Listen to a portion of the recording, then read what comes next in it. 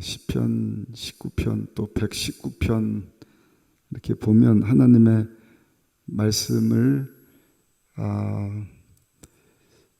강조하는 내용인데, 오늘 이 말씀을 중심으로 하나님 말씀을 통한 하나님 체험과 같은 제목입니다. 어제는 성찬을 통한 하나님을 체험하는 내용에 대한 말씀을 드렸고, 오늘은 말씀을 통한 하나님의 체험에 대한 말씀입니다. 다윗이 시편 19편을 보면 하나님 말씀을 아주 예찬을 합니다.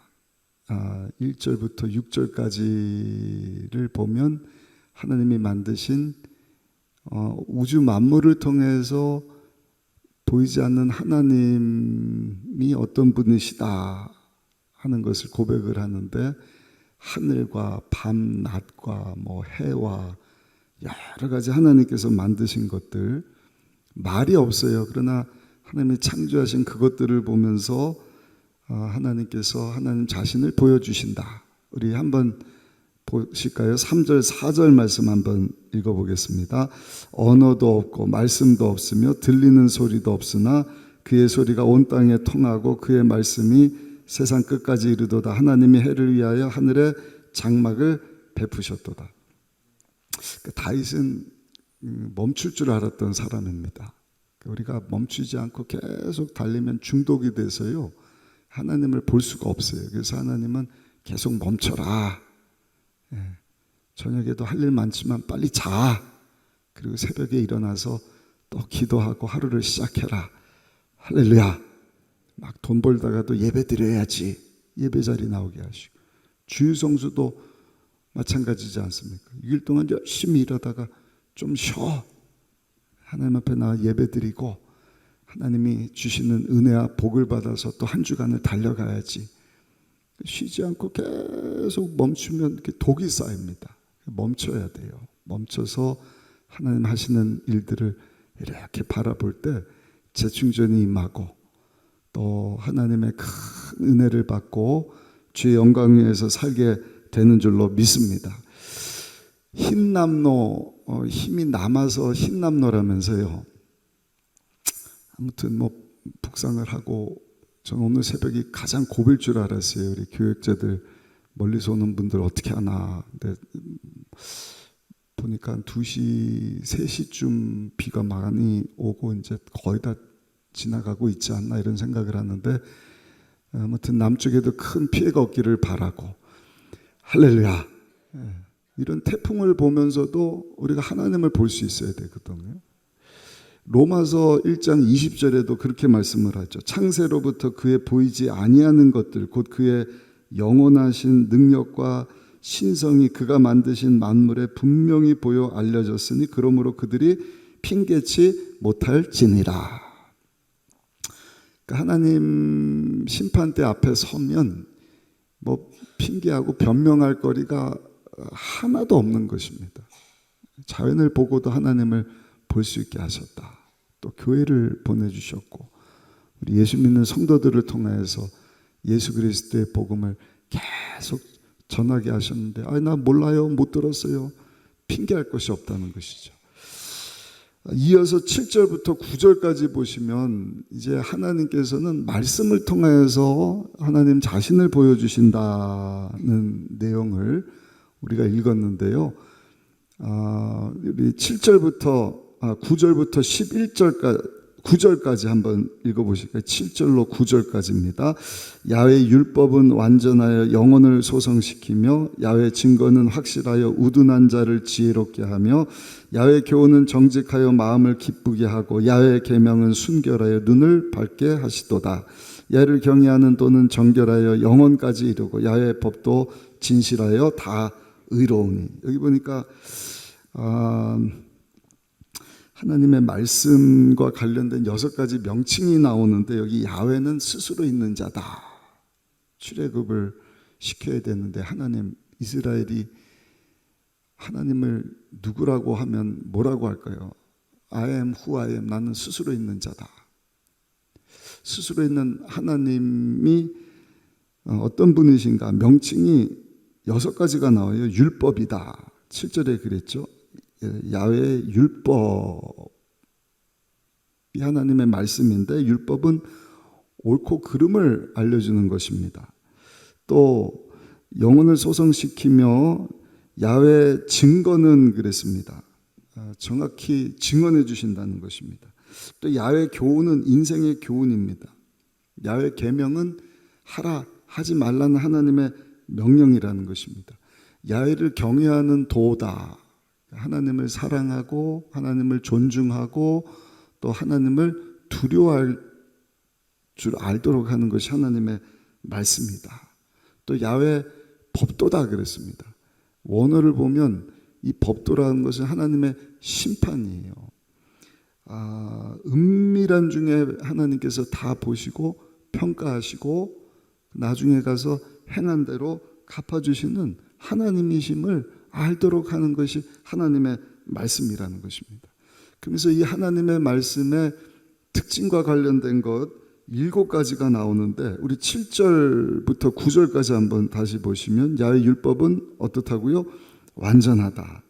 영혼을 소생시킨다. 이게 유익입니다. 좀 이따 살펴볼 텐데요. 야훼 증거는 확실하다. 우둔한 자를 지혜롭게 한다. 야훼 교훈은 정직하다. 마음을 기쁘게 한다. 야훼 계명은 순결하여 눈을 밝혀. 야훼를 경외하는 도는 정결하다. 영혼까지 이루고 야훼 법도 진실하고 다 의롭다. 7가지입니다. 완전하다, 확실하다, 정직하다, 순결하다, 정결하다, 진실하다, 의롭다. 여러분 세상에 이런 것이 있을까요? 완전하고 확실하고 순결하고 정결하고 진실하고 의로운 것, 확실한 것 없어요, 여러분.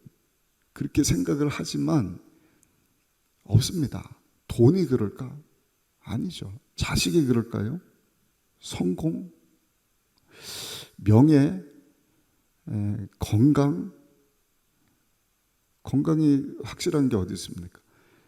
그러면 전문 지식, 과학, 토마스 퀸이라고 하는 학자가요, 과학도 혁명을 일으킬 정도로 계속해서 발상 전환을 한다 그랬습니다. 그러니까 과학도 계속 바뀐다는 것입니다. 믿을 게 못 돼요, 사실은. 그러니까 한동안 믿었던 것이 뭡니까? 천동설이지 않습니까? 지구가 딱 중심에 있고 천체 전체가 지구를 중심으로 운동을 한다. 근데 지나고 보니까 갈릴레오 때부터 16세기인가요? 천동설이 틀렸어. 지동설이야. 태양계를 중심으로 지구가 돌면서 회전운동을 한다. 한두 가지가 아닙니다.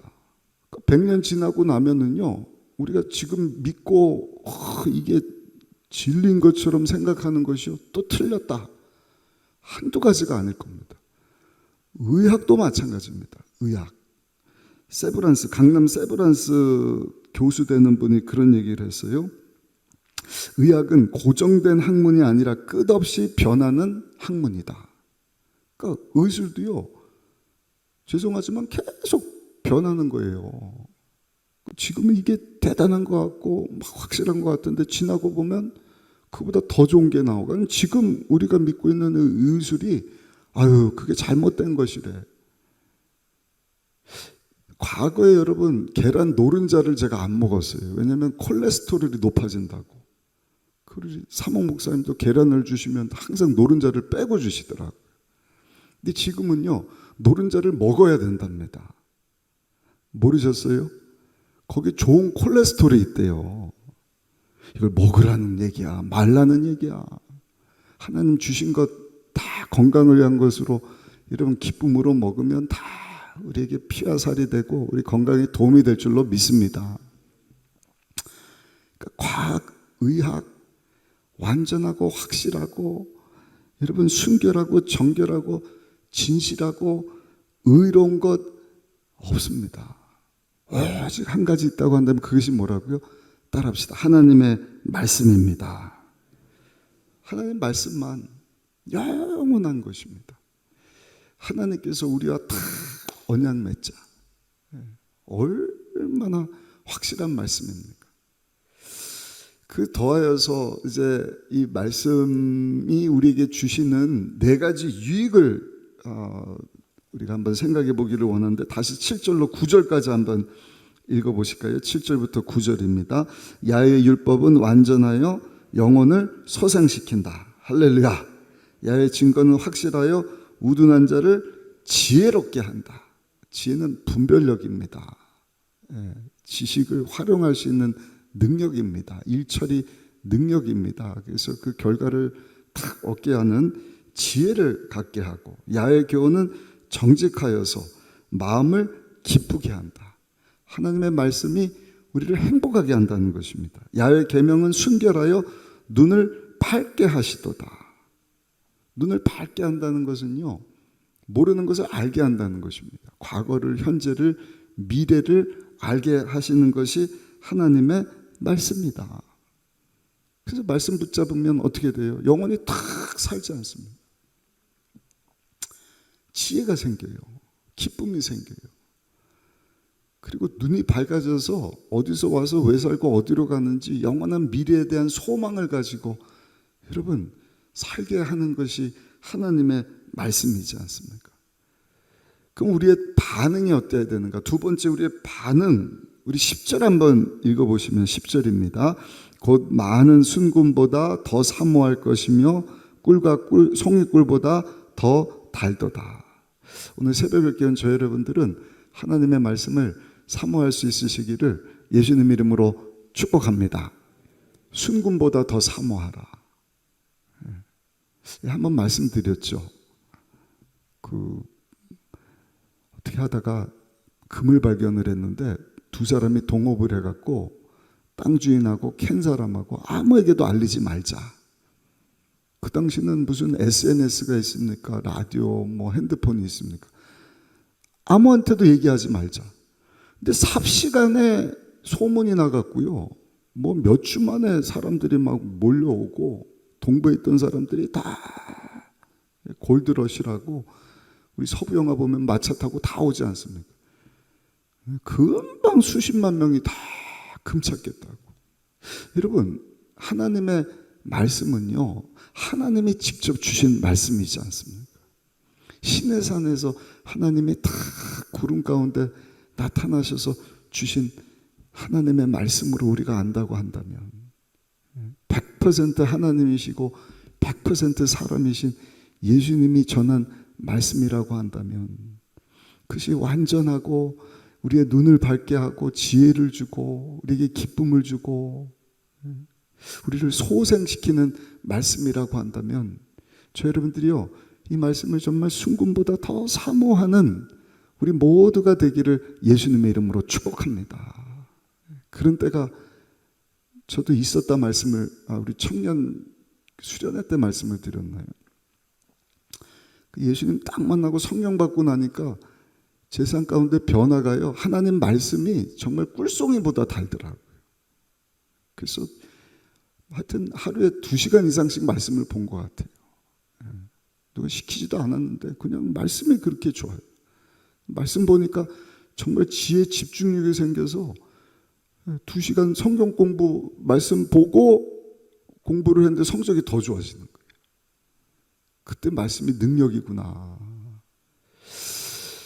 여러분, 말씀을 사모하는 우리 성도님들 되시기를 예수님의 이름으로 축복합니다.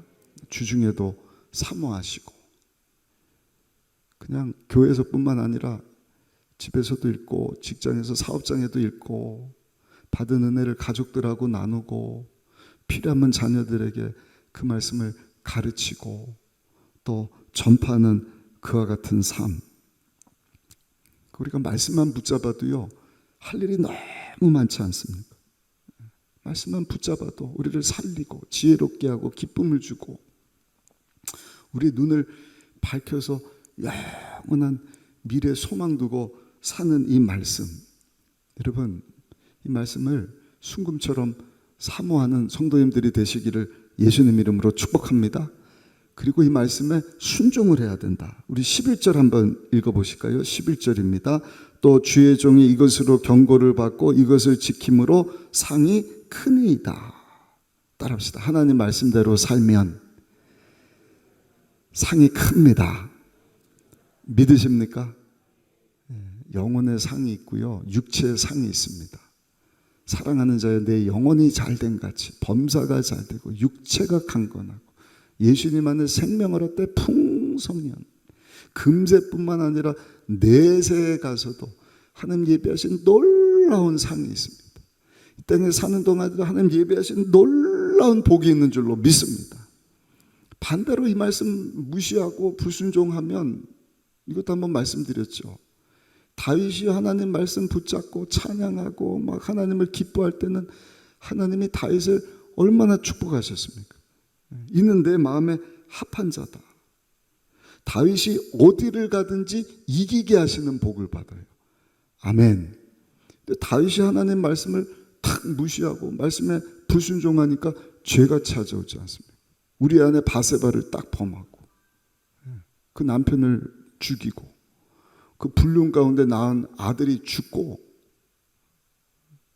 암놈이라고 하는 아들이 다말이라고 하는 이복 동생을 그냥 범하니까 또 다말의 오빠인 압살롬이 암몬을 또 살인을 하고, 다 다윗 자식들이지 않습니까? 그 살인자 압살롬이 반역을 일으켜갖고 아버지 다윗을 여러분 죽이려고 하니까 아버지가요 피신을 가는 신세처럼 말씀을 버린 결과입니다. 솔로몬 왕도 마찬가지입니다. 하나님 말씀을 탁 붙잡고 그냥 말씀대로 살려고 뭐 1,000번째 드리면서 기도하고 했을 때 하나님께서 솔로몬을 얼마나 축복하셨습니까? 땅에 어떤 왕보다 지혜와 재산이 더 뛰어나게 하셨다. 열왕기상 10장 23절입니다. 근데 11장에 딱 넘어가면서 어떻게 하나님 말씀을 솔로몬 왕이 무시하는 거예요. 그 결과로 아무 여자나 데려다가 후궁을 만들어 갖고요 700명이 생깁니다. 첩을 300명, 도합 1000명의 여인들. 아주 그냥 교만 떠는 거죠. 이런 지혜가 있고 이런 재물이 있고 뛰어난 왕인데 더 잘 되려 멈춤이 없는 거예요. 그러니까 이 이방년도 저 이방년도 좋고 결국엔 어떻게 해요? 가족은 우상신 다 섬겨야 되고 산당 만들어줘야 되고, 결과적으로는요 하나님께서 솔로몬 왕 주위에 많은 대적들이 일어나게 하셔. 솔로몬 왕을 공격을 한 솔로몬이 살 수가 없어요. 나중에는 그 아들 르호보암 때 나라가 두 나라로 쫙 나눠지게 되지 않습니까? 사랑하는 성도 여러분, 이 마지막 때 하나님 말씀에 순종하다가 하나님의 징계를 받는 것이 아니라 하나님의 약속하신 그 축복과 상급의 주인공 되는 저 여러분들이 다 되시기를 예수님의 이름으로 축원합니다. 또 한 가지, 오늘 말씀을 통해서 하나님을 체험하는 내용인데, 여러분 이 말씀을 사모하고 순종하고 마지막 세 번째 한번 따라합시다. 하나님 말씀을 붙잡고 기도하기를 원합니다. 그게 12절부터 14절까지의 내용인데요, 우리 12절부터 14절까지 한번 읽어보겠습니다.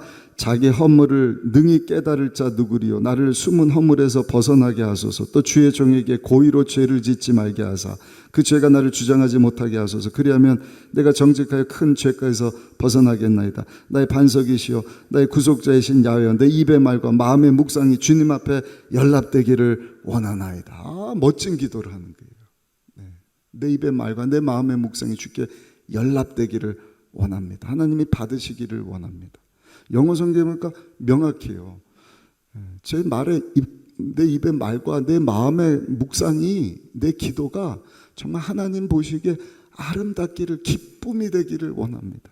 하나님께서 이걸 다 accept, 받아들여 주시기를 원합니다.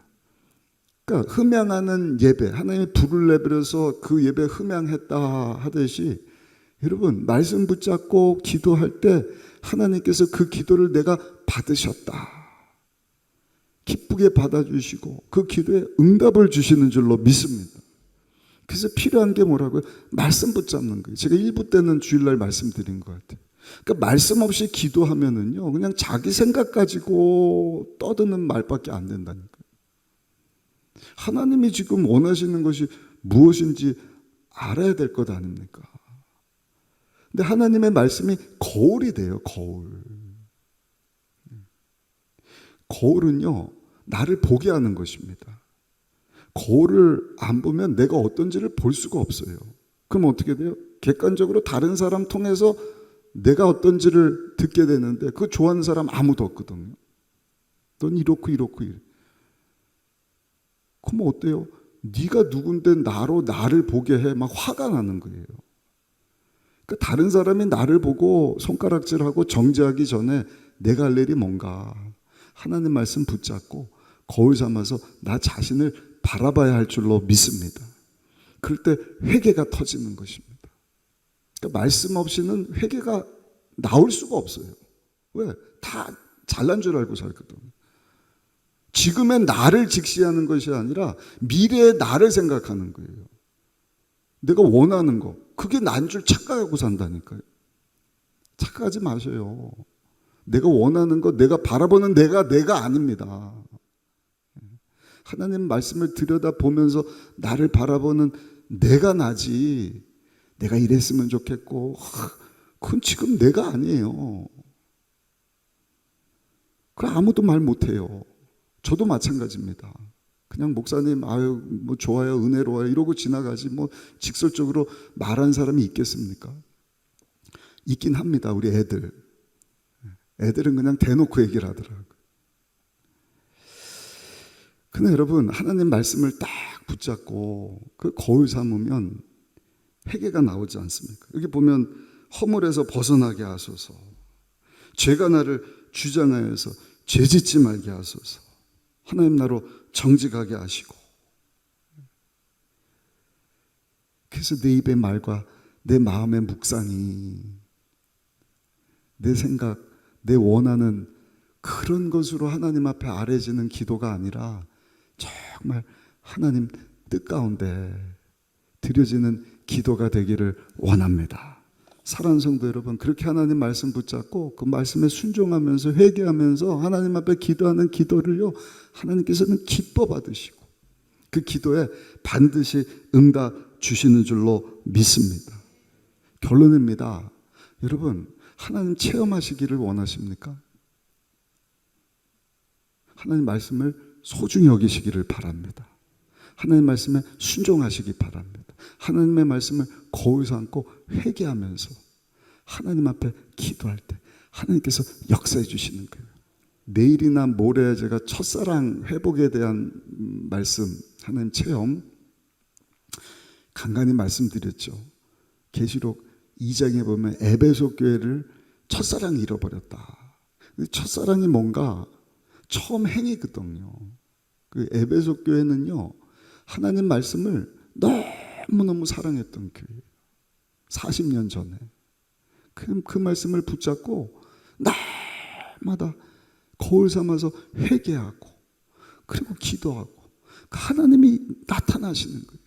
체험되는 것입니다. 귀신이 떠나가고 병자가 떠나가고. 할렐루야. 근데 그 교회도 말씀 버리니까, 첫사랑을 잃어버리니까 하나님께서 촛대를 옮기시겠다. 우리 순복음 의정부교회는 성령운동하는 교회인데 그 성령운동도 말씀 없는 성령운동은요 다 곁길로 갑니다. 어제도 제가 이영훈 목사님하고 몇몇 목사님들, 조 목사님 소천하신 지 1주년 돼서 함께 예배드리고 모임을 가졌는데 그런 말씀 하시더라고요. 우리 하나님의 성의 교단 자랑이 아니라, 장로교단은 1800만인데 우리 교단은 세계적으로 7천만 명이랍니다. 할렐루야. 미국에서 장로교단이 350만인데 150만으로 줄었대요. 근데 오히려 성령운동하는 교회들은 350만으로 성장을 했다. 우리나라도 장로교단 다음으로 세 번째 교단으로 우뚝 서게 되었다. 성령운동에 대한 말씀, 우리 오순절 그 대회가 이제 10월 달에 있는데 특히 아프리카 같은 나라 이름을 잃어버렸는데 거기는 이번에 오순절 교단 하나님의 성의 목사님이 대통령이 됐대요. 네. 금년에 초청을 했는데 못 오고 내년에 한번 오려 그런다 그러는데, 브라질 같은 나라는요 2천만 명이 성령 운동을 하는 거예요. 놀라운 성령의 역사. 여러분, 하나님 말씀으로부터 시작되는 줄로 믿습니다. 계속 말씀 붙잡고 사모하고 그 말씀에 순종하고 그 말씀 거울 삼아서 회개할 때, 여러분, 우리 입의 고백이, 마음의 묵상이, 하나님 앞에 아뢰는 기도가 하나님께 다 기쁨이 되고 아름답게 연락이 돼서 하나님 막 역사해 주시는 거예요. 병이 났습니다. 문제가 해결됐습니다. 막 기도가 응답되었습니다. 그러면 체험하면 또 어떻게 돼요? 그것도 전파하는 것입니다. 하나님이 영광 받으시는 이 놀라운 역사가, 여러분, 하나님 말씀 붙잡고 하나님을 체험하는 저 여러분들을 통해서 예수님 오시는 그날까지 이루어지게 되기를 예수님 이름으로 축원합니다.